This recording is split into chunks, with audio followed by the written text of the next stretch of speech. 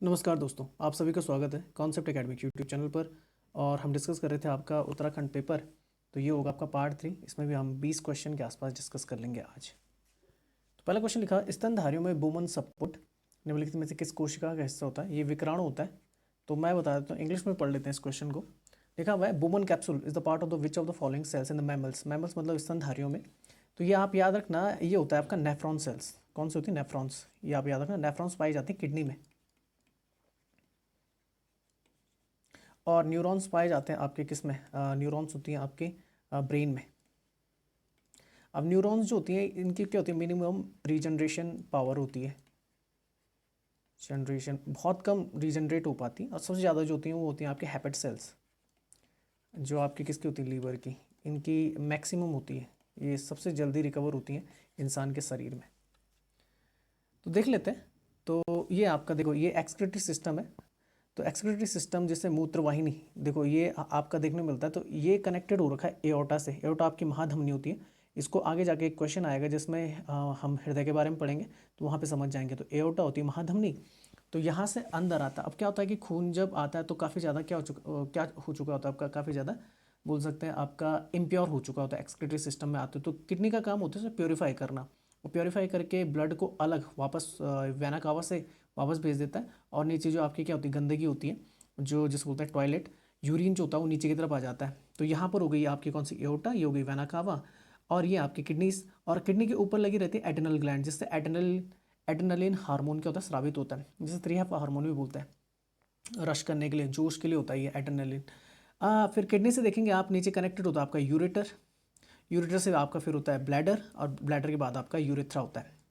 अब बात करते हैं किसकी? किडनी की। किडनी की अगर बात करें तो किडनी से रिलेटेड कभी भी याद रखना, जैसे आर्टरी और वेंस की यहाँ पे बात कर रहा है, धमनी और सिरा की बात कर रहा है। धमनी आर्टरीज को बोला जाता है, सिरा बोला जाता है वेंस को। तो इनका भी बिल्कुल उल्टा काम होता है। जैसे आर्टरी का काम क्या होता है? बोल सकते हैं प्योर ब्लड को ले जाना। और वेंस का काम होता है इम्प्योर ब्लड को ले जाना। यहाँ पर उल्टा होगा। ये रीनल जैसे शब्द आएगा कभी भी तो याद रखना ये किडनी से रिलेटेड होगा। और यहाँ पे आर्टरी क्या करती है? इम्प्योर ब्लड को लाती है किडनी पे। ये लाने का काम करती है। ये अंदर जाएगा और यहीं पर सारी प्रोसेस चलेगी अंदर की तरफ, ठीक है ना। और फिर ये प्योर होके बोल सकते हैं जो आपका खून होता है वो वापस चला जाता है किससे? रीनल वेन से वापस चला जाता है, यहाँ से बाहर, यहाँ से वापस चला जाता है, देख सकते हैं वेना से। और नीचे की तरफ जो आपकी क्या होती है? बोल सकते हैं आपका जो यूरेटर होता है, मूत्रवाहिनी, वहाँ से क्या हो जाता है आपका? यूरिया, ये बोल सकते हैं जो आपकी टॉयलेट होती है वो मूत्र, वो नीचे की तरफ उतर जाता है, ठीक है ना। अब इसका अगर देखें एनाटॉमी की अगर बात करें किडनी में, तो सबसे बाहर की तरफ होता है कैप्सूल। उसके अंदर फिर आपके मेडुला वगैरह देखने को मिलता है। उसके अंदर आपको देखने को मिलेगा माइनर कैलिक्स और मेजर कैलिक्स, ये दो लगे होते हैं आपके। यहाँ पर आप देख सकते हैं माइनर होते हैं बीच के, और ये वाला जो पार्ट होता है ये कैलिक्स पार्ट होता है। और जो ये मोटा वाला भाग है ये आपका मेजर कैलिक्स है। फिर आपका पेल्विस देखने को मिलता है। कौन सा देखने को मिलता है? रेनल पेल्विस देखने को मिलता है। यहाँ पर देख सकते हैं आप, ये आपका पेल्विस है। क्लियर बात समझ? जहाँ से कनेक्टेड हो रहा है आपका ये वाला पॉइंट, जहाँ से रेनल आर्टरी और वेन्स कनेक्टेड होते हैं। फिर आपके कॉलम्स देखने को मिलते हैं, उन्हीं के कई सारे जो ब्रांचेस होती हैं। फिर आपका पैपिला देखने को मिलता है, कॉर्टेक्स देखने को मिलता है। और एक आपको ये पिरामिड, ये बीच में इस तरीके की आकृति देखने को मिल रही है, किसे रीनल पिरामिड कहा जाता है। याद करने की ज़्यादा जरूरत नहीं है, मैं बता देता हूँ क्या करना है। आप देखो, अब किडनी के अंदर जो होते हैं, किडनी की जो सब बोल सकते हैं इकाई होती है, सेल्स होती है, वो होती है नेफ्रॉन्स। क्या बोला जाता है? नेफ्रॉन्स। तो जो अंदर ब्लड आता है वो वेस्ट के साथ आता है, और जो बाहर जाएगा विदाउट वेस्ट जाएगा। और वेस्ट का किस तरफ उतर जाएगा? बाहर की तरफ आ जाएगा, यूरेटर से, ठीक है ना। यूरिन जैसे बोलते हैं। अब यहाँ पर देखना, किडनी के अंदर जो सेल्स पाई जाती हैं उन्हें नेफ्रॉन्स कहा जाता है। नेफ्रॉन्स का स्ट्रक्चर इस तरीके से देखने को मिलता है। तो यहाँ पर आर्टरी जो है उन्होंने क्या लाया? ब्लड विद वेस्ट लाए। ये वाली जो है ये आएगी यहाँ पर। तो यहाँ पर आपको देखने को मिलता है बोमन कैप्सूल, ये बीच में जो आपको देखने को मिलेगा। और बाहर से नट पेन टाइप का जो आपको देखने को मिल रहा है, ये ग्लोमरस बोला जाता है इसे। अब ये पूरा कनेक्टेड होकर क्या होता है कि यहाँ पर ये चलेगी आपका, देखो ब्लड इस तरीके से कनेक्टेड हो जाता है। और ये क्या कर देता है? जो पीली वाली लाइन है ये क्या करता है? इम्प्योरिटी को क्या कर देता है? छान लेता है। और इम्प्योरिटी को यूरिन की तरफ लाता है, जो कलेक्टिंग डक्ट होती है। और बाकी जो बॉमन कैप्सूल होता है वो क्या कर देता है? जो आपका विदाउट वेस्ट है उसको इस रेड वाली पाइप में ले जाता है। और किस तरफ ला देता है फिर? ब्लड विदाउट वेस्ट, यानी कि वीन्स की तरफ ले जाता है, वेना कावा की तरफ। ये आप याद कर सकते हैं, यहाँ पे अच्छे से समझ जाते हैं। तो ये आपका यूरिन डक्ट पीली वाली, और ये आपकी आर्टरी है, और ये आपकी वीन्स है। आर्टरी में आपका इम्प्योर ब्लड आता है, और वीन्स आपका विदाउट वेस्ट वाला जो आपका ब्लड है ऊपर की तरफ चल जाता है। तो ये मैंने बताया था, बोमन कैप्सूल अंदर की तरफ, और ये ग्लोमरस पॉइंट आपको देखने को मिलता है। अब बोमन कैप्सूल के अंदर जो ये अंदर की ये वाली संरचना जो है, इसे बोला जाता है कौन सा? पोडोसाइट्स बोला जाता है। ये आपने याद रखना है। एक हिसाब से ये छन्नी का काम करते हैं, छानने का काम करते हैं वेस्ट को। अलग करते हैं किससे, ब्लड से, ठीक है ना। तो ये ग्लोमरस पॉइंट होता है आपका, ठीक है। यहीं पे मैंने दिखा दिया, ठीक है ना। यहाँ ये चीज़ें मैं आपको दिखा चुका हूँ। यहाँ पर अलग अलग है बोमन कैप्सूल के अंदर, ठीक है ना। पेटल लेयर है, कैप्सुलर स्पेस है, ठीक है ना। वाइसलर लेयर है, पोडोसाइट्स हैं जो मैंने बताया था, पेडिकल्स हैं। तो ये आप देख सकते हैं। अच्छा, किडनी फंक्शन क्या होता है? किडनी का फंक्शन होता है कि यूरिन का निर्माण करती है, ब्लड प्रेशर को कंट्रोल करने का काम किडनी का है, हार्मोन सिक्रेट करती है आपकी कई सारे किडनी, और उसके अलावा रेगुलेशन ऑफ द ऑस्मोलॉलिटी, मतलब क्या होता है कि जो आपका क्या होता है, ऑस्मोसिस प्रोसेस चलती है हमारे शरीर के अंदर, पानी जो बैलेंस होता है वो भी किडनी का काम होता है। एसिड बेस बैलेंस बनाना इसका काम होता है हमारे शरीर में। अब जो किडनी से रिलेटेड आपका यूरेटर होती है, मूत्रवाहिनी होती है, और लास्ट में जो ब्लैडर और फिर यूरिथ्रा देखने को मिलता है, तो वहाँ से निकलती है आपकी यूरिन। तो होता क्या है कि यूरिन में लगभग 95% तो वाटर होता है, ये आपने याद रखना, 95% वाटर है, 5% उसमें सॉल्यूट होते हैं, मिलावटी होते हैं। तो यूरिया होता है उसमें, जो ब्रेकडाउन होता है किसमें, एमिनो एसिड्स में। एमिनो एसिड्स की जो चेन होती है उससे क्या बनता है आपका, प्रोटीन बनता है।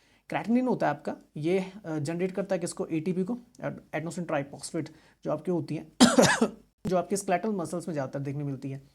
यूरिक एसिड होता है, ये ब्रेकडाउन होता है किसमें, आपका प्यूरिन्स में।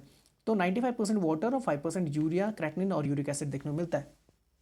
अब पेपरों में पूछ लिया जाता है जो मैमल्स होते हैं, तो इस एक चीज़ देख सकते हैं, जैसे यहाँ पे अमीनो एसिड से नाइट्रोजन स्पेस आपको देखने को मिलेगा, और यहाँ पे एमाइन ग्रुप आपको देखने को मिलेगा। अब होता क्या है, जो मैमल्स में होते हैं ये एम्फीबियंस होते हैं, ठीक है ना। जो आपके क्या होते हैं, उभयचर, शार्क हो गई, कुछ बोनी फिश आ जाती हैं, तो उनमें जो सिक्रेशन होता है सबसे ज़्यादा वो यूरिया का होता है, याद रखना, यूरिया होता है।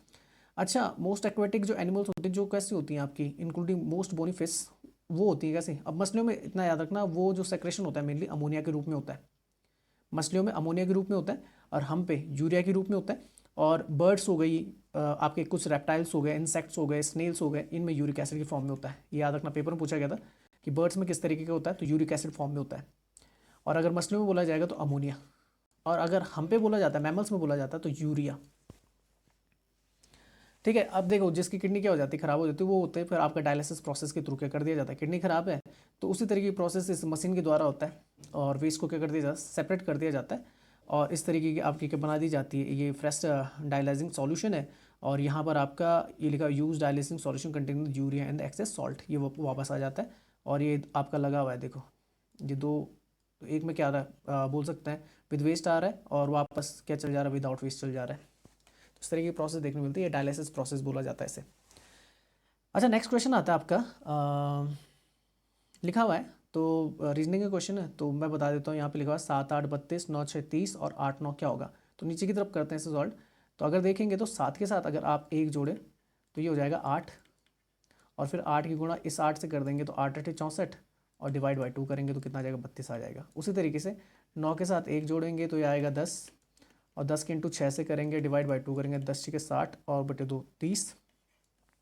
फिर 8 के साथ 1 जोड़ेंगे तो ये हो जाएगा 9, और नीचे 9 है, 9 9 81, और डिवाइड बाई 2 तो 81, तो ये 40.5, ये आपका आंसर आ जाएगा। अच्छा, अजय सीला से लंबा है, ठीक है, अजय सीला से लंबा है, मैं ऐसे में दिखा देता हूँ, सीला से लंबा है, पहली कंडीशन है, ठीक है, लंबा है तो मैंने ग्रेटर देन कर दिया। अच्छा, अमन अजय से जितना लंबा नहीं है लेकिन त्रिशा से लंबा है, ठीक है। अब बोल रहा है अजय जो है, अमन, देखो अमन भी इससे छोटा है पर त्रिशा से लंबा है, यहाँ पे त्रिशा मैं लिख देता हूँ, त्रिशा, ठीक है, एक कंडीशन ही बोल दी। शीला भी अमन की जितनी लंबी नहीं है, ठीक है, शीला भी अमन की जितनी लंबी नहीं है, तो अमन लंबा है किससे, शीला से, ठीक है ना, ठीक है। और लेकिन त्रिशा से लंबी है, और त्रिशा से लंबी है, क्लियर बात हो गई, बन गया। तो ये हो गया अमन, शीला, त्रिशा, और चौथा कौन था, अजय था, ये बन गया आपका पैटर्न। अब बोला सबसे छोटा कौन है, सबसे छोटी आपकी कौन है, त्रिशा है, ठीक है। यहाँ पर देखेंगे तो यहाँ पर क्या कर रखा है, 3, 3 को 3 ही रखा है गया। यहाँ पर 16 लिखा हुआ है, तो 4 चौको 16, मतलब 4 का स्क्वायर है, और फिर 5 का स्क्वायर 25 है, तो समझ में आ गया होगा। नीचे भी ऐसे 4 लिखा हुआ है, फिर 5 का 25 और 6 का 36 लिखा हुआ है। 5 को 5 रहने देगा, 6 का 36, 7 7 49, यहाँ पर लिख सकते हैं, और 6 को ऐसे रहने देंगे, 7 को हो जाएगा 7 7 49, 8 को हो जाएगा 8 8 64, 6 49 64, 6 49 64, ये आंसर हो जाएगा आपका।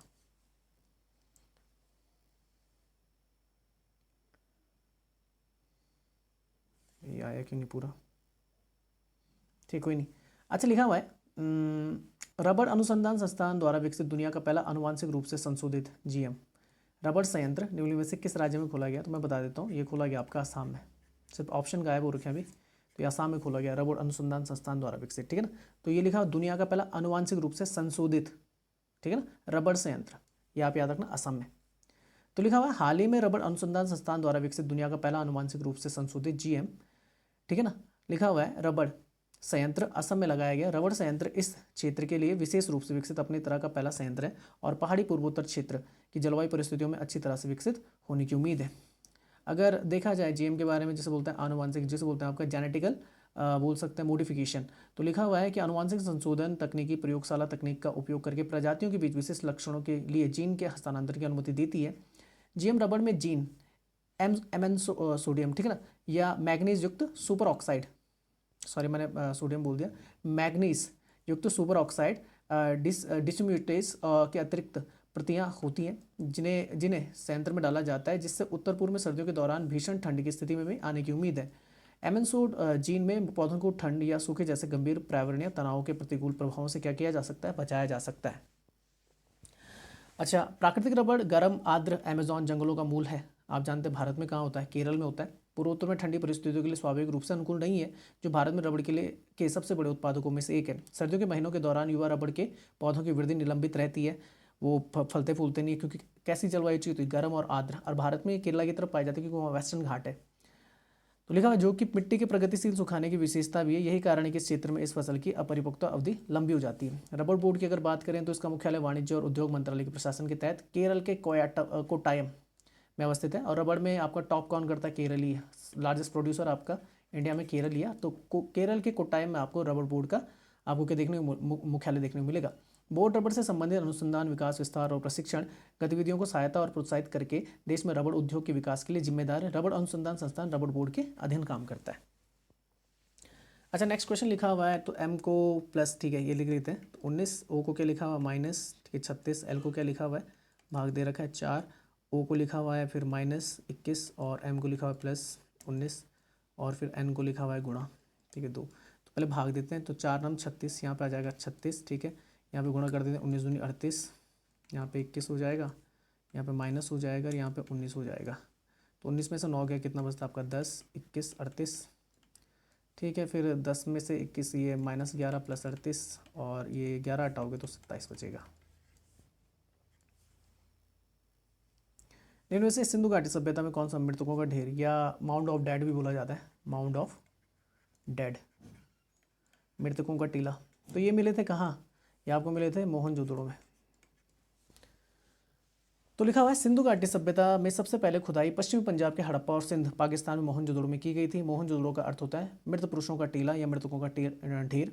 2500 ईसा पूर्व के आसपास निर्मित या प्राचीन सिंधु घाटी सभ्यता की सबसे बड़ी बस्तियों में से एक थी। यह प्राचीन मिस्र, मेसोपोटामिया, मिनोल, क्रेते और नॉर्थ चिको की सभ्यताओं के समकालीन दुनिया के सबसे पुराने प्रमुख शहरों में से एक है। मोहनजोदड़ो सिंधु के सभी नगरों में से सबसे बड़ा था है, या बोल सकते हैं पाकिस्तान में जो है, भारत में आपका है राखीगढ़ी। लोथल हड़प्पा सभ्यता और भारत के शेष भाग के साथ मेसोपोटामिया के बीच व्यापार का केंद्र था। हाँ, जो मेसोपोटामिया के लोग थे और मोहनजोदड़ो के लोग तो आपस में क्या करते, ट्रेडिंग वगैरह करते थे। और हाँ, वो हमें मेलुहा कहते थे, हम उन्हें सुमेरियन कहते थे, आप याद कर सकते हैं। मेसोपोटामिया की जो सभ्यता आप जानते हैं, तो ये टिग्रिस और यूफ्रेटिस नदी के किनारे पर इराक की तरफ आपको देखने को मिलेगी, इराक सीरिया की तरफ। और सिंधु घाटी सभ्यता की जो बोल सकते हैं समकालीन सभ्यताएं थी, वांगो नदी की सभ्यता, वांग हो, यार इंग्लिश में लिखता हूँ, वांग हो नदी की सभ्यता या पीली नदी की सभ्यता चीन में, ठीक है ना, और नील नदी की सभ्यता ये आपके कहाँ मिस्र में, ये समकालीन है। सबसे बड़ी जो थी वो बोल सकते हैं सिंधु घाटी सभ्यता थी, और उनमें से सबसे पुरानी जो थी वो मेसोपोटामिया थी। हड़प्पा संस्कृति ग्रिड प्रणाली पर तर्ज पर नगर नियोजन की अपनी प्रणाली द्वारा प्रतिष्ठित थी। ये होती है ग्रिड प्रणाली इस तरीके से, अर्थात सड़कें और गलियाँ एक दूसरे को लगभग समकोण पर काटती थी और इस प्रकार शहर को कई आयताकार ब्लॉकों में विभाजित करती थी। हड़प्पा, मोहनजोदड़ो और कालीबंगा में से प्रत्येक अपना गढ़ जो मिट्टी की ईंटे के ऊपर, ये तीनों सबसे बड़े बड़े शहर हैं। तो एक होता था दुर्ग, या जिसे बोलते थे दुर्ग या गढ़ बोलते थे, और नीचे होता था मुख्य नगर। तो जो गढ़ होता था वो पश्चिम की तरफ होता था, और जो बोल सकते हैं मुख्य नगर होता था नीचे की तरफ होता था, वो आपको देखने को मिलता था पूर्व की तरफ। मोहनजोदड़ो का सबसे महत्वपूर्ण सार्वजनिक स्थान कौन सा, महान स्नानागार जो था, इसकी लंबाई 39 फीट, चौड़ाई 23 फीट और गहराई 8 फीट के आसपास थी। मोहनजोदड़ो की सबसे बड़ी इमारत 150 फीट लंबाई और 50 फीट चौड़ाई में एक अन्नागार या अन्न भंडार का है। तो ये आपको देखने को मिलेगा, ये आपका यहाँ पे मोहनजोदड़ो, ठीक है ना। अब ये सिंधु नदी के तट पर है, एक है आपका कौन सा हड़प्पा, ये आपका रावी नदी के तट पर है, ठीक है ना। चन्हू दड़ो, यहाँ से लिपस्टिक वगैरह के साक्ष्य मिले थे, ये आप याद कर सकते हैं। लूथल है, ये डॉकयार्ड था, बोल सकते हैं बंदरगाह था, ठीक है ना। हेलमंद नदी बहती है आपकी कहाँ, अफगानिस्तान में सबसे लंबी नदी है, हिंदुकुश पर्वतमाला फैली हुई अफगानिस्तान और पाकिस्तान की तरफ, ठीक है। मिस्र की सभ्यता, प्राचीन मिस्र प्राचीन उत्तरी अफ्रीका की एक सभ्यता है, नील नदी के किनारे बसी हुई थी। मेसोपोटामिया की सभ्यता, दो नदियाँ टिग्रिस और यूफ्रेटिस या दजला और फरात नदी बोलते हैं, हिंदी में लिखना तो दजला फरात, इस नदी के तट पर थी, ये आप याद कर सकते हैं। मेनली ये इराक, ईरान, तुर्की, सीरिया, कुवैत, ये कुछ हिस्सों में फैली हुई थी। अल बरूनी की किताब है किताबुल हिंद, ये आया था गजनी के साथ, महमूद ऑफ गजनी के साथ, महमूद ऑफ गजनी, गजनी का कौन, महमूद, उसके साथ आया था, ठीक है ना। गजनी आपका ये अफगानिस्तान की तरफ लगता है, ये याद रखना आप। और महमूद जो आया था वो लोग 1000 ईस्वी के आसपास आया था, और 1016 के आसपास, इसने 1016-17 के आसपास इसने सोमनाथ मंदिर को लूटा था, तो लगभग 17 बार लूटा था, ये आप याद रखना। तो उसी के साथ आया था किताबुल हिंद, इसने लिखी है, इसे तहकीक हिंद भी कहा जाता है, जिसमें 10वीं शताब्दी के भारत के बारे में ये बताता है अल बरूनी, तो ये अरबी में लिखी हुई है। तो लिखा है यह धर्म और दर्शन, उत्सवों, खगोल विज्ञान, रस विद्या, रीति रिवाज और प्रथाओं, सामाजिक जीवन, भार और महाविधियों, मूर्तिकला और विज्ञान के नियमों आदि जैसे विषयों के आधार पर 80 अध्यायों में विभाजित एक व्यापक ग्रंथ है। अल बरूनी इस्लामी स्वर्ण युग के दौरान एक ईरानी विद्वान है थे। उन्हें गणित, भौतिक विज्ञान, प्राकृतिक विज्ञान और खगोल विज्ञान का अच्छा ज्ञान था, जो उन्हें अन्य इतिहासकारों से अलग बनाता था। वह मोहम्मद गजनी के दरबार में ज्योतिषी थे और उनके साथ भारत में कई आक्रमणों पर गए थे। इन यात्राओं के दौरान उन्हें भारत के बारे में कई बातें पता चली। इस प्रकार उन्होंने 1030 में भारत का अपना अध्ययन लिखा था। उनका प्रमुख कार्य ज्योतिष पर था। 146 पुस्तकों में से 95 गणित, खगोल विज्ञान और गणितीय भूगोल से संबंधित विषयों पर उन्होंने लिखी। उन्हें विभिन्न नामों से जाना जाता है, भारतीय विद्या के संस्थापक के रूप में, तुलनात्मक धर्म के जनक, आधुनिक भूगणित के जनक और पहले मानव विज्ञानी के रूप में जाना जाता है। ऐसा नेक्स्ट आता है 44, 46, 49, 44, 46, 49। जब ज़्यादा तेज़ी से आगे न बढ़े श्रृंखला तो गैप ही होता है, 2, यहाँ पर देखेंगे 3, यहाँ पर देखेंगे 5 और यहाँ पर देखेंगे 7। तो ये प्राइम नंबर्स आ रहा है, 7 के बाद आएगा 11 और 61 और 11 कितना होता है आपका 72, ठीक है ना। आंसर हो जाएगा 72। सितंबर 1916 में होम रूल लीग की स्थापना किसने की थी, तो ये थी एनी बेसेंट, मद्रास की तरफ करती हैं। लिखा हुआ है सितंबर 1916 में मद्रास में होम रूल लीग की स्थापना की गई थी। उनका भारत में सुशासन प्राप्त करने का सामान्य उद्देश्य था। वह भारतीयों के सभी वर्गों को एक साथ लाना चाहती थी। दोनों लीगों के बीच एक अनौपचारिक समझ थी, जिसमें तिलक की लीग ने महाराष्ट्र, बॉम्बे को छोड़कर कर्नाटक, बिहार और मध्य प्रांतों में काम किया। तिलक की लीग का मुख्यालय कहाँ था, दिल्ली में था। इसकी 6 शाखाएँ थी, बेसेंट की लीग की 200 शाखाएँ थी और तिलक की तुलना में यह एक शिथिल संगठन था। दोनों लीग ने एक दूसरे के साथ मिलकर काम किया, हालांकि दोनों नेताओं के बीच तनातनी से बचने के लिए उनका विलय नहीं हुआ था। भारतीय स्वतंत्रता आंदोलन में एनी बेसेंट का अगर योगदान देखा जाए तो महिला शिक्षा और अधिकारिता में उनका योगदान देखने को मिलता है। वह महिलाओं के उत्थान के लिए एक अथक कार्यकर्ता थी और बार बार सामाजिक स्थिति में आमूल-चूल परिवर्तन की गुहार लगाती थी। उन्होंने विचार की स्वतंत्रता, महिलाओं के अधिकारों, धर्मनिरपेक्षता, जन्म नियंत्रण, श्रमिकों के अधिकारों के लिए लड़ाई लड़ी। इस तरह बड़ी संख्या में महिलाओं को अपने आत्मसम्मान की भावना का एहसास कराने के लिए प्रेरित किया और स्वतंत्रता आंदोलन में भाग लिया। और याद रखना आईएनसी की ये क्या चुनी गई थी, ये पहली महिला आपकी क्या है, अध्यक्ष हैं। 1917 आपका कौन सा सेशन, कलकत्ता सेशन, ठीक है। केंद्रीय हिंदू विश्वविद्यालय जो आपका था वाराणसी में 1916, तो उन्होंने वाराणसी में लड़कों के लिए एक नए स्कूल की स्थापना की, जिसे बाद में बनारस हिंदू विश्वविद्यालय के नाम से जाना गया। और इसके साथ से पहले जो बने थे आपकी बोल सकते हैं चांसलर बने थे, वो बने थे मदन मोहन मालवीय। स्कूल का उद्देश्य भारत के लिए एक नए नेतृत्व का निर्माण करना था। भारतीय स्काउट आंदोलन, इसकी खोज बेसेंट ने, याद रखना, 1918 में भारतीय पगड़ी पहने लड़कों द्वारा की थी। स्काउट में भी उनका योगदान है एनी बेसेंट का। इस आंदोलन ने युवाओं के आत्मविश्वास और व्यक्तित्व के निर्माण में भी मदद की थी। थियोसॉफिकल सोसाइटी आप जानते हैं कि दूसरे अध्यक्ष वो बनी, इसके एक महत्वपूर्ण राजनीतिक भूमिका निभाई थी। थियोसॉफिकल जिसे बोलते हैं ब्रह्म विद्या समाज का एक अभिन्न अंग बन गया था। भारत में इन्होंने चलाया था। अंतर संबंधित अभिलेखों का संग्रह कहा जाता है, इसे डाटाबेस कहा जाता है। अंतर संबंधित बोला जाता है आपका किसको, इंटर रिलेटेड रिकॉर्ड्स जो होते हैं, तो इन्हें डाटाबेस के थ्रू आपका बोल सकते हैं, डाटाबेस के द्वारा बोला जाता है कि डाटाबेस है ये। तो एक डाटाबेस डाटा एक संगठित संग्रह होता है या स्कीमा, तालिकाओं, प्रश्नों, रिपोर्टों, विचारों और अन्य वस्तुओं का संग्रह होता है। बड़ी मात्रा में डाटा का प्रबंध कर सकते हैं। डेटाबेस में क्या कर सकते हैं, सटीकता आती है, अपडेट कर सकते हैं उसे, ठीक है ना, और सिक्योरिटी दे सकते हैं, यूनाइट रख सकते हैं और रिसर्च करने के लिए ये काफ़ी ज़्यादा कैसा होता है, आसान होता है, ये आप याद कर सकते हैं। 917, 44, 108 और 233। अगर इसमें देखेंगे तो गैप जो बन रहा है वो क्यूब में बन रहा है। मैं सीधे यहाँ पे समझा देता हूँ आपको। ये क्यूब में बन रहा है। जैसे गैप पर 8 का, 27 का, 64 का, 125 का, 216 का, तो ये क्यूब है। ये 2 का क्यूब, ये 3, 4, 5, फिर 6 का क्यूब आएगा 216। 233 के साथ अगर आप 216 जोड़ेंगे तो कितना आ जाएगा? 449 आ जाएगा। राष्ट्रीय खाद्य सुरक्षा अधिनियम कब आया था? इंट्रोड्यूस हुआ था आपको 2013 में, ठीक है ना। और लिखा हुआ भारतीय खाद्य सुरक्षा अधिनियम भारतीय संसद द्वारा पारित एक अधिनियम है जिस पर 24 फरवरी 2013 को हस्ताक्षर किए गए थे। इस अधिनियम का उद्देश्य एक गरिमापूर्ण जीवन जीने के लिए लोगों को वहनीय मूल्यों पर अच्छी गुणवत्ता पूर्ण खाद्यान्न की पर्याप्त मात्रा उपलब्ध कराते हुए उन्हें खाद्य और पोषण सुरक्षा प्रदान करना था। अधिनियम के तहत रियायती दर पर खाद्यान्न प्राप्त करने के लिए ग्रामीण आबादी का 75% और शहरी आबादी का 50% वाले खाद्यान्न प्राप्त करने का प्रावधान था। इस योजना के तहत पात्र व्यक्तियों को प्राथमिकता वाले घर में प्रति व्यक्ति 5 किलो अनाज मिलेगा। प्रति व्यक्ति बोल रहा है 5 यूनिट। अंत्योदय अन्न योजना में एक व्यक्ति को 35 किलो प्रति परिवार राशन मिलेगी। राष्ट्रीय खाद्य सुरक्षा अधिनियम समग्र तौर पर देश की कुल आबादी के 67% हिस्से को कवर करता है। याद रखना, लगभग 70%। अच्छा, इसकी मुख्य विशेषताएं लक्षित सार्वजनिक वितरण प्रणाली जिसे TBDS बोला जाता है के तहत कवरेज और पात्रता। फिर आता है राज्यवार कवरेज है। TBDS के तहत रियायती मूल्यों और उनका संशोधन है। परिवारों की पहचान, महिलाओं और बच्चों को पोषण संबंधी सहायता, मातृत्व लाभ, महिला सशक्तिकरण, शिकायत निवारण तंत्र, खाद्यान्न और उचित दर, दुकान डीलरों के मार्जिन का संचालन, अंतर्राज्यीय परिवहन की लागत, पारदर्शिता और जवाबदेही, खाद्य सुरक्षा भत्ता, जिला शिकायत निवारण अधिकारी द्वारा संस्तुत राहत का अनुपालन करने की स्थिति में राज्य खाद्य आयोग द्वारा लोक सेवक या प्राधिकारी पर शास्ति लगाने की प्रावधान। सरकार ने किस फसल के उचित और पारिश्रमिक, जैसे बोलते हैं FRP, अब देख लीजिए। वैसे सभी पे जो आपको मिलता है वो मिलता है आपका, बोल सकते हैं मिनिमम सपोर्ट प्राइस MSP मिलती है, पर FRP लगती है गन्ने पे, बाकी सब पे MSP होती है आपकी। तो पढ़ लेते हैं। लिखा हुआ है आर्थिक मामलों की मंत्रिमंडलीय समिति ने 22 अनिवार्य फसलों के लिए न्यूनतम समर्थन मूल्य जैसे बोलते हैं MSP, और केवल गन्ने के लिए क्या किया? अभी एक और जुड़ा है, बोलते हैं कोपा, इसको भी जोड़ा गया है। तो केवल गन्ने के लिए उचित लाभकारी मूल्य जैसे FRP की घोषणा की है। चीनी सीजन 2020-21 के लिए गन्ने का FRP 290 रुपये प्रति क्विंटल है, जिसकी मूल रिकवरी पर 10% है दर है।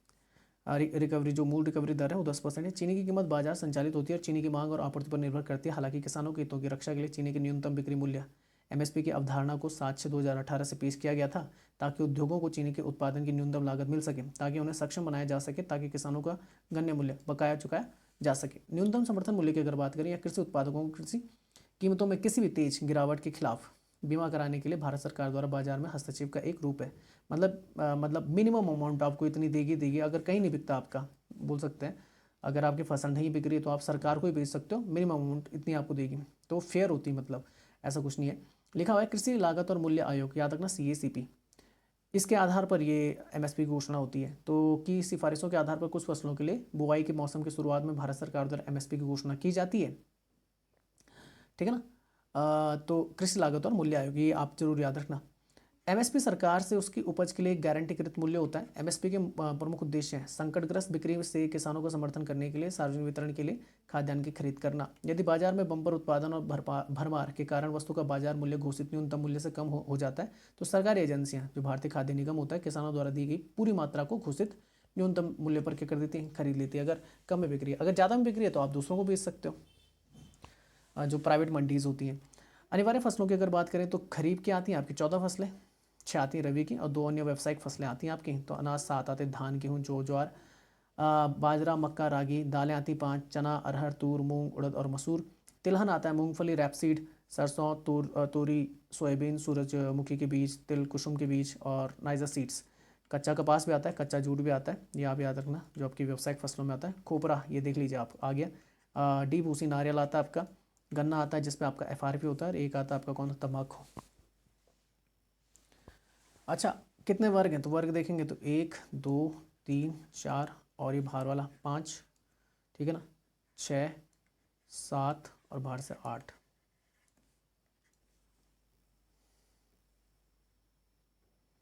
मानव विकास सूचकांक रिपोर्ट तो ये जारी करती है संयुक्त राष्ट्र विकास कार्यक्रम UNDP, ठीक है ना। कब से हो रही है? तो 1990 से। महबूब उल हक अर्थशास्त्री थे पाकिस्तान के, जिनकी मदद अमृता सैन ने भी की थी। 3 आधार होते हैं इसके, तो मैं पढ़ लेता हूँ।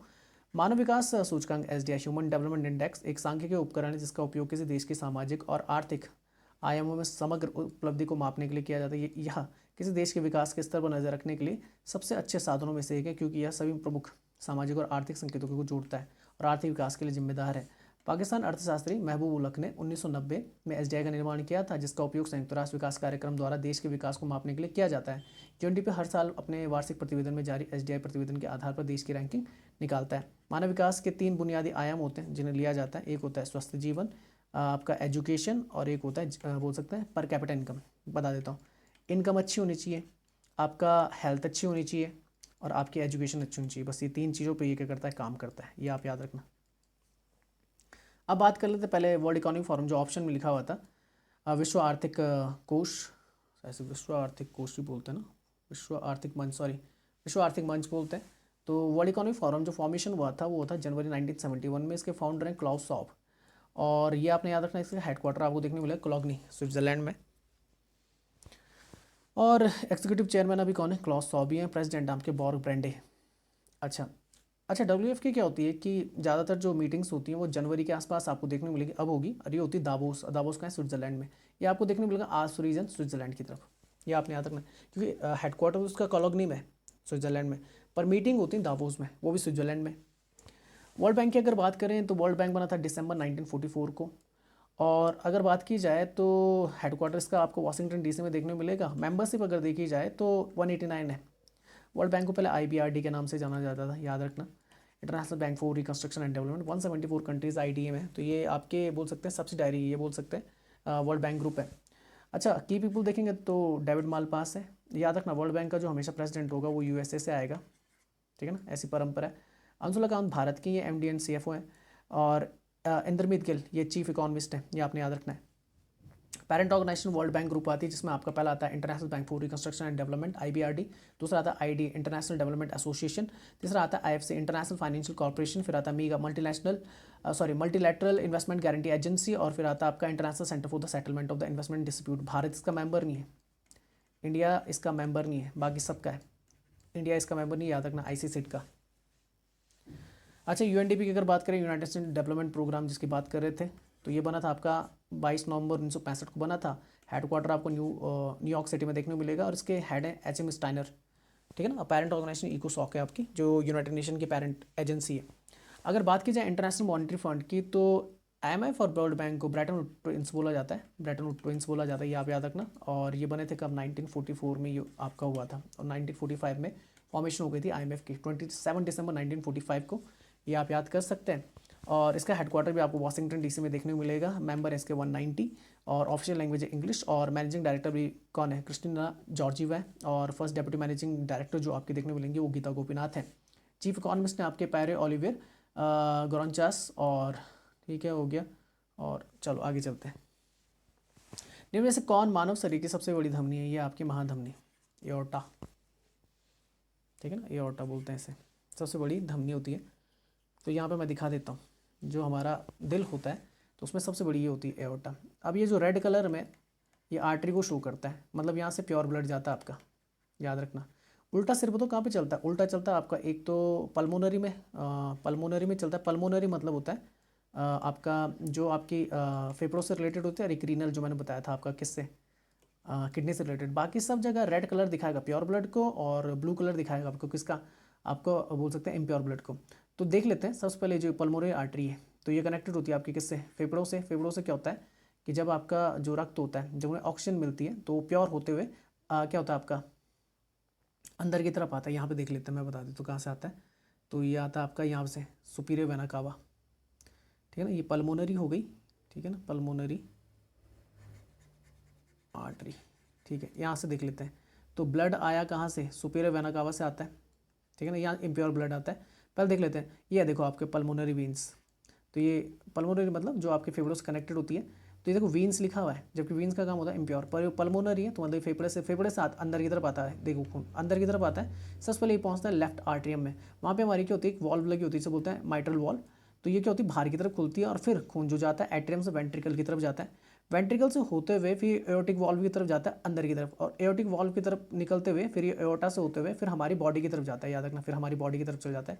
पूरी बॉडी से घूम फिर के जब खून आता है तो दो जगह से आता है, सुपीरियर वेना कावा और दूसरा आपका इन्फीरियर वेना कावा, ऊपर से ये कनेक्टेड और नीचे से ही कनेक्टेड। फिर यहाँ से खून अंदर की तरफ आता है राइट एट्रियम में, फिर यहाँ पे लगी होती है आपकी ट्राइकस्पिड वॉल, फिर राइट वेंट्रिकल में जाती है, फिर यहाँ से पल्मोनरी वॉल में जाती है और फिर पल्मोनरी आर्टरी में आते हुए फिर से कहाँ चली जाती है, फेफड़े में। फिर ये सिलसिला आपका चलता रहता है, ठीक है ना। फिर वो फेफड़ा क्या कर देगा, खून को फिर से प्योर कर देगा। तो ये पूरी प्रोसेस यहाँ पे लिखी हुई है। अच्छा, स्मेल को लिखा हुआ 61, फ्रॉक्स को लिखना है। तो यहाँ पे पैटर्न लिखा हुआ है, सिंपल सी बात है। जैसे अगर आपने देखोगे तो SMELL तो 19 13 5 12 12 61 हो जाता है, और फ्रॉक्स को देखोगे तो ये 65 हो जाएगा आपका टोटल, ठीक है ना। इस वाली टेबल में देख सकते हैं आप। ऑप्टिकल फाइबर किस सिद्धांत पर कार्य करता है, तो ये पूर्ण आंतरिक परावर्तन होता है, पूर्ण आंतरिक परावर्तन, ठीक है ना। जैसे बोलते हैं total internal reflection, TIR phenomena, तो टोटल इंटरनल रिफ्लेक्शन, ठीक है ना। रिफ्लेक्शन मतलब होता है अंदर की तरफ आ जाना, मतलब ये होता है परावर्तन, ये टकराया वापस, ठीक है ना। तो पूर्ण आंतरिक परावर्तन ये पढ़ सकते हो आप लोग, पढ़ लेता हूँ। ऑप्टिकल फाइबर पूर्ण आंतरिक परावर्तन के सिद्धांत पर कार्य करता है। ऑप्टिकल फाइबर एक लचीला पारदर्शी फाइबर है, या ग्लास, सिलिका या प्लास्टिक से बना होता है, या मानव बाल से थोड़ा मोटा होता है, या संचार के रूपों अन्य रूपों की तुलना में उच्च बैंडविड्थ डेटा को लंबी दूरी तक प्रसारित करता है। अगर आपके सिग्नल्स भेजने हैं या आपका जैसे इंटरनेट है ये भेजना है, तो उसके लिए ऑप्टिकल फाइबर केबल का इस्तेमाल किया जाता है, क्योंकि उसमें डाटा लॉस कम होता है, मिनिमम होता है। यह आमतौर पर एंडोस्कोपी और फाइबर ऑप्टिक्स संचार में काम करता है। अब याद रखना, एंडोस्कोपी मतलब जो पेट की संरचना को देखने के लिए। प्रकाश का प्रकीर्णन अगर बात की जाए, स्कैटरिंग ऑफ द लाइट, तो इस स्कैटरिंग ऑफ लाइट के कारण ही आपको आसमान नीला दिखाई देता है, याद रखना। प्रकाश का प्रकीर्णन होता है जिसके कारण आपको जो आसमान है वो नीला दिखाई देता है। प्रकाश का प्रकीर्णन तब होता है जब प्रकाश की किरणें धूल, गैस के अणुओं या जलवायु जैसे किसी अवरोध से टकराती हैं और अपने सीधे रास्ते से हट जाती हैं। प्रकाश के प्रकीर्णन के उदाहरण टिंडल प्रभाव, ठीक है ना। वो दूध वाला मिक्सचर जब आप देखते हैं ना कि जब लाइट गुजारी जाती है किससे, दूध से, तो वहाँ पर आपको देखने मिलेंगे छोटे छोटे अवयव देखने मिलेंगे। तो टिंडल इफेक्ट देखना, सूर्योदय और सूर्यास्त के लाल रंग, दोपहर के समय आसमान का सफ़ेद रंग, आसमान का नीला रंग, ये प्रकीर्णन के कारण है। ध्रुवण घूर्णन अगर आता है, वह कोण है जिसके माध्यम से ध्रुवीकरण का तल घूमता है जब एक ध्रुवीकृत प्रकाश किरण एक तरल की परत से बहती है। एक्चुअल में होती क्या है, जब जो आपकी वाइट लाइट होती है, ये बोल सकते हैं जो आपकी लाइट होती है, प्रकाश होता है, जब वो किसी पोलराइज शीट से गुजारा जाता है, तो होता क्या, पैटर्न इस तरीके से चलता है आपका, इस तरीके से पैटर्न होता है, और यहाँ पर इस तरीके से पैटर्न बनता है आपका। तो ये अनपोलराइज होती है, फिर जब ये गुजरती इस माध्यम से तो फिर वो पोलराइज हो जाती है, बिल्कुल इस तरीके से बनते हैं फिर वो, ठीक है ना। मैं समझा दूंगा किसी और दिन आपको जब टॉपिक आएगा आपका फिजिक्स का। तो जब एक ध्रुवीकृत प्रकाश किरण एक तरल पे की परत से बहती है, किसी पदार्थ में ऑप्टिकल रोटेशन का प्रभाव चिरल अणुओं की एकाग्रता और उनकी रासायनिक संरचना द्वारा नियंत्रित होता है। इसका उपयोग सामग्री की शुद्धता का परीक्षण करने के लिए किया जाता है। तो ये आपके ऑप्टिकल फाइबर, और ये देखो ये होता है आपका रिफ्रैक्शन। वाटर जब आपका कभी याद रखना, वाटर डेंस मीडियम है, यार आपकी क्या है, बोल सकते हैं रेयर मैडम है, मीडियम है, तो होता क्या है, ये किस तरफ जाता है, दूर हटता है माध्यम के, बोल सकते हैं जो आपका क्या होता है, ये परपेंडिकुलर है, इससे दूर हटेगा, तो ये इंसिडेंट रे और ये आपकी रिफ्लेक्टेड रे। क्रिटिकल एंगल होता है जब ये बिल्कुल समतल हो जाता है, कहाँ पर आ जाता है, जो वाटर की क्या होती है, सतह होती है, और वहीं से अगर अंदर मुड़ जाए इसे बोलते हैं टोटल इंटरनल रिफ्लेक्शन। तो ये आपकी लॉस नहीं हो रही, बिल्कुल कहाँ आ जा रही, अंदर की तरफ आ जा रही, तो इसे बोलते हैं टोटल इंटरनल रिफ्लेक्शन। टूथपेस्ट जिसे हम रोजाना इस्तेमाल करते हैं कैविटी से लड़ने के लिए, कैविटी जो आपकी बोल सकते हैं ना काली सी परत चढ़ जाती है दांत में या दांत सड़ने लग जाता है, निम्न में से कौन सा खनिज उसके लिए जिम्मेदार होता है, वो होता है फ्लोराइड। अगर फ्लोराइड की मात्रा ज़्यादा है, ठीक है ना, तो फ्लोराइड से क्या होता है, दांत खराब होने स्टार्ट हो जाते हैं, ये आपने याद रखना है। तो सिलिका, चूना पत्थर, एल्यूमिनियम ऑक्साइड और विभिन्न फॉस्फेट खनिजों जैसे अपघर्षक खनिज वह टूथपेस्ट जो आप उपयोग करते हैं में सफाई कार्य करते हैं, कैविटी को कम करने के लिए फ्लोराइड का उपयोग किया जाता है। यह खनिज फ्लोराइड से आता है। अधिकांश टूथपेस्ट टाइटेनियम ऑक्साइड द्वारा सफेद किए जाते हैं, जो रूटाइल, एल्मेनाइट और एनाटेस नामक खनिजों से बनते हैं। कुछ टूथपेस्ट में चमक माइका से आती है। टूथपेस्ट और पेस्ट से युक्त ट्यूब पेट्रोलियम से प्लास्टिक के बने होते हैं। तो इस वीडियो को यहाँ तक रखते हैं। जय हिंद, जय भारत।